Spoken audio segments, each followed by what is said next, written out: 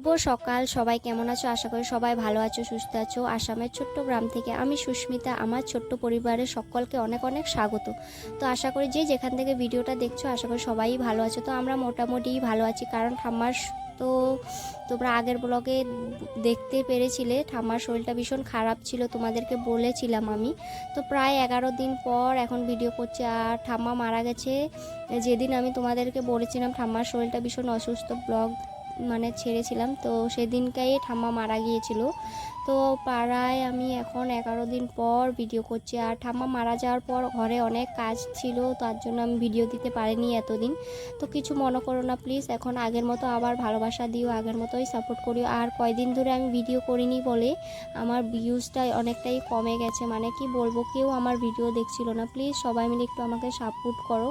তো এদিকে সকাল সকাল ঘুম থেকে উঠে ঘর দুয়ার পরিষ্কার করে নিচ্ছি, যেহেতু আজকে 11 দিন। আর আমাদের মধ্যে মানুষ মারা গেলে, আগে ছিল 1 মাসের মানে নিরামিষ খেত সবাই মিলে মানুষ মারা গেলে, তো এখন 15 দিন নিরামিষ খাই। তো তার জন্য 15 দিনে কী কী নিয়ম থাকে সবটাই তোমাদের সাথে শেয়ার করব। আর আজকে 11 দিন, তো 11 দিনে আমাদের মধ্যে শুদ্ধ, তো ভাত টাত সব কিছু পরিষ্কার ফেলে তারপর পরিষ্কার করে সব কিছু ধুয়ে রেখে দিতে হয়। আর যেহেতু ঘরটর আমি মুছে নিয়েছি, আর এখন একটু শুধু গোবরের জল গুলে তারপর বারান্দাটা লেপে নিচ্ছি। আর মাটি দিয়ে নাকি লেপতে পারে না, শুধু গোবর দিয়ে লেপতে পারে। তো তার জন্য আমি এদিকে গোবর দিয়ে বারান্দাটা লেপে নিচ্ছি। আর আজকে অনেকটাই সকাল সকাল ঘুম থেকে উঠেছি। আর যেহেতু মা কিছুই কাজ করতে পারবে না, কারণ আমাদের মধ্যে নিয়ম থাকে শ্বশুর শাশুড়ি মারা গেলে বৌমারা কিছু কাজ করতে পারে না। তো তার জন্য একা হাতে আমি সব কিছু কাজ করছি। আর যেহেতু মানে আমাদের বাড়িতে অন্য কেউ কাজ করতে আসবে না, কারণ তোমরা তো জানোই মরা বাড়ির মানুষের বাড়িতে মানুষ মারা গেলে কেউ আসে না কাজ টাজ করার জন্য, একা হাতে করতে হয়। কারণ সবারই তো ভালো চায় সবাই না, তো তার জন্য একা হাতে এদিকে আমি সব কাজ করতে হচ্ছে। আর যেহেতু আমার বাড়িতে এখন কেউ নেই, আর আগে তো ননদিনী ছিল, দুজন মিলে কাজ করে নিতাম। আর এদিকে এখন ননদিনীর তো বিয়ে হয়ে গেছে, এখন আমাদের বাড়ির কাজ কিছুই করতে পারবে না, কারণ অন্য সময় হলে আলাদা কথা। এখন তো মানুষ মারা গেছে, ঠাম্মা মারা গেছে, তার জন্য কিছুই করতে পারবে না আমি একা হাতে। আর এদিকে মা বাবা তারপর জেঠি ওরা বাইরে রাস্তার সাইডে বসে আছে, কারণ বাড়িঘর লেপার পরে নাকি ওরা স্নান করে তারপর বাড়িতে ঢুকতে পারবে।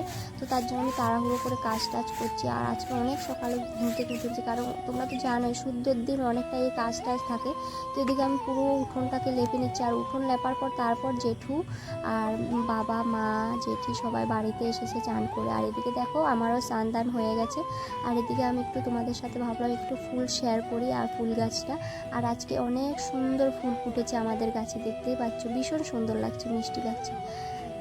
তো আজকে অনেকটাই নিয়ম আছে, তো তোমরা দেখলে বুঝতে পারবে, ভিডিওটা স্কিপ না করে। আর এদিকে এখন ব্রাহ্মণ মশাই আসবে আমাদের বাড়িতে, কারণ কিছু নিয়ম আছে তো তার জন্য। আর ভীষণ খারাপ লাগছে, ঠাম্মা মারা গেছে। আর ঠাম্মার না শরীরটা আগেও ভীষণ খারাপ ছিল, সব কিছু ঘরে মানে করা হতো ঠাম্মার জন্যে।